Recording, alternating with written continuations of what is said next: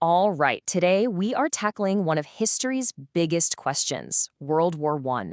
We're not just going to look at it as some old event in a textbook. We're going to treat it like a case study to see how one tiny spark can set the entire world on fire. So, here's the question that's been bugging historians for over 100 years. How on earth does a single assassination in a city most people hadn't even heard of lead to the death of millions and the collapse of entire empires? That's the mystery we're going to unravel right now. So, where do we even begin? Well, our story starts with the immediate trigger, the one fateful moment that kicked off a catastrophic chain of events. Okay, picture the scene. It's Sarajevo, June 28, 1914. The heir to the gigantic Austro-Hungarian Empire, Archduke Franz Ferdinand, is shot dead. And the man who pulled the trigger? A young guy named Gavrilo Princip. He's a nationalist who believes his home, Bosnia, should be part of Serbia, not Austria-Hungary. This one act, this was the match that lit the fuse. And what happens next is it's incredibly fast. Austria-Hungary blames Serbia for the assassination and hands them this ultimatum, basically a list of demands so harsh that they were impossible to accept. And that was the whole point. When Serbia couldn't agree to everything, Austria-Hungary got the excuse it wanted.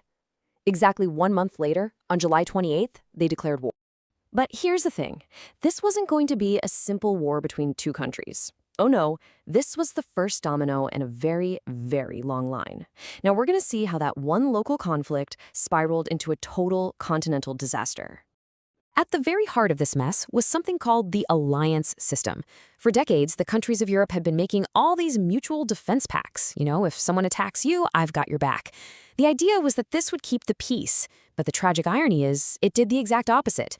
It was like a giant tripwire. One little incident could pull everyone into a massive war. And you can see that chain reaction right here. It's wild. Austria-Hungary attacks Serbia. Russia, who's friends with Serbia, starts getting its army ready. So Germany, who's allied with Austria-Hungary, declares war on Russia. Then France, Russia's ally, gets pulled in.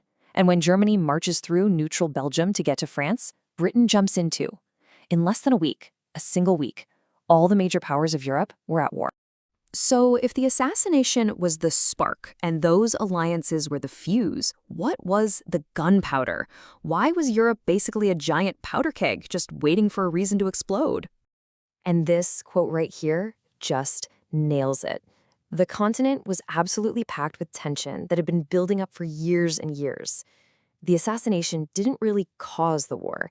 It just gave everyone the excuse they needed for the war to finally happen. To really get a handle on all these simmering tensions, historians came up with a super simple and powerful acronym you can use to remember them. MAIN. It stands for the 4 big, long-term reasons the Great War was pretty much inevitable. And there they are. Militarism, alliances, imperialism, and nationalism. So let's just quickly break down what each of those really mean. First up, M is for militarism. Think of it like this. All the major countries in Europe were locked in this insane arms race, building bigger armies, bigger navies, and of course that made everyone super suspicious of each other. Their generals were all busy drafting these aggressive war plans, like Germany's famous Schlieffen Plan, all designed to strike first and win fast. The whole mindset was the best defense is a good offense, which you can imagine is a pretty dangerous way to think.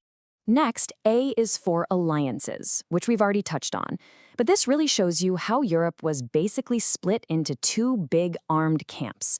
On one side, you had the Triple Entente, that's France, Russia, and Britain. And on the other, you had the Central Powers, Germany, Austria-Hungary, and Italy. With the whole continent divided up like this, any little fight was going to turn into a massive brawl. Then we've got I for imperialism. These European powers weren't just rivals at home. They were fighting for control all over the globe, grabbing colonies in Africa and Asia, competing for resources in new markets.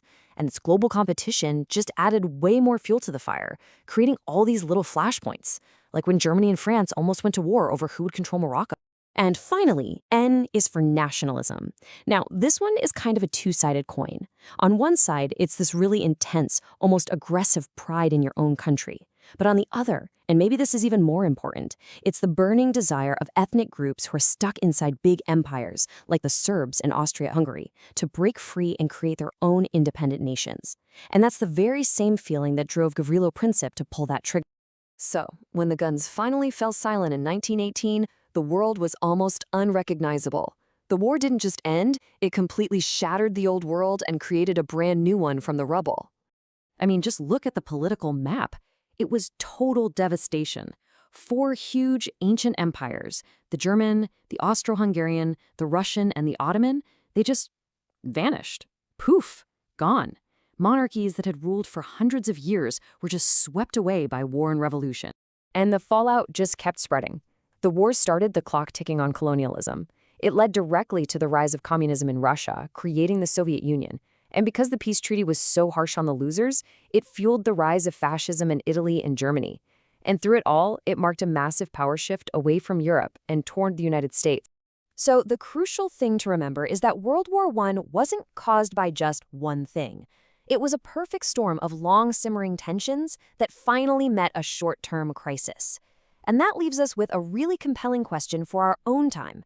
A century later, as we see new alliances forming and nationalism surging all over the globe, are the forces that lit that fire any less dangerous today?